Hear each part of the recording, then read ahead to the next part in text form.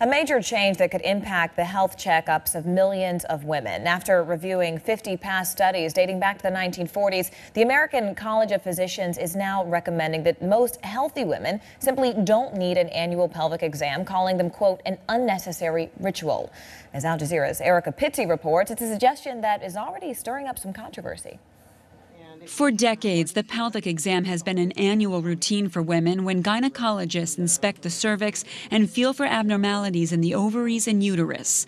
But now new guidelines from the American College of Physicians suggest doctors skip the practice for healthy women, saying the pelvic exam does not discover enough disease or cancer to balance out the false alarms, anxiety, pain, and embarrassment that comes with it. They've looked at a large number of studies, and they find that the majority of women don't have improved health because of these internal exams. Even though most problems found on pelvic exams tend to be benign, some doctors argue it can help manage non-cancerous conditions like endometriosis. There are cases where we detect a pelvic mass on pelvic exam.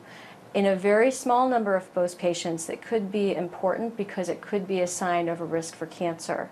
This does not mean healthy women can skip the stirrups altogether. While they may not need the pelvic exam, they still need to get a pap smear, which tests for cancers and diseases like HPV. Although that practice has also undergone guideline changes recently, with the recommendation that healthy women only need that test once every 3 years. If people don't need to come in annually for their PAP, and now we're saying they don't need routine GYN exams, I think far less women are going to come in to the doctor. Well, speaking of doctors, Dr. Devi Nampiaparampil is an assistant professor of rehabilitation medicine at NYU and joins us now to discuss this change. Devi, thanks so much for being with us. Oh, it's great to be here. So what is the point of a pelvic exam? What exactly are doctors looking for? So the idea is that you're looking to catch cancers or other diseases like infections. So you might try to feel for the uterus, you might try to feel for the ovaries, and then see if there's anything abnormal that you notice that could lead to a diagnosis. But that's different from a pap smear.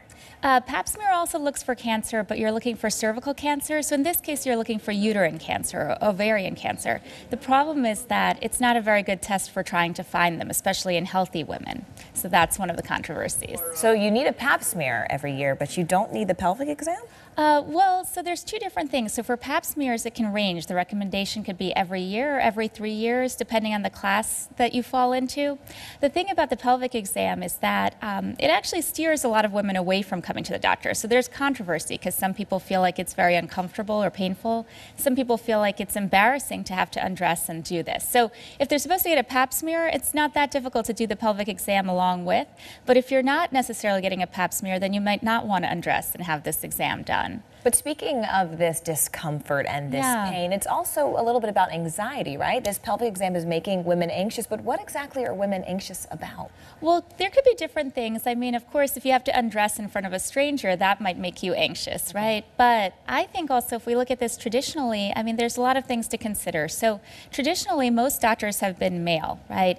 And most women, you know, they couldn't, if we're talking about even a couple hundred years ago, most women, it would have been socially unacceptable for them to undress and get a pelvic exam. So in the past, a lot of things were missed, whether it was cancer, other things that could be easily treated.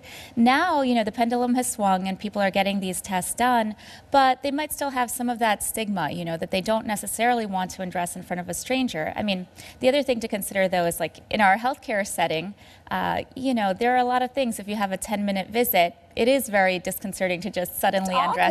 Yeah, exactly. Awkward. And some people say it's painful too, so that's something that might keep them from coming to see the doctor. I mean, the main thing that's different about this versus other recommendations where people have controversy, let's say about mammograms or about prostate exams, you know, in this situation, the thing is there isn't that much evidence. So with those cases, prostate cancer, breast cancer, there's a lot of data out there. Here, we don't really have that much information about endometrial cancer or ovarian cancer and whether these exams prevent people from getting unnecessary treatments or whether they catch these cancers earlier. But in the absence of that data, just very briefly, do you think it then will prevent fewer women from catching cancers?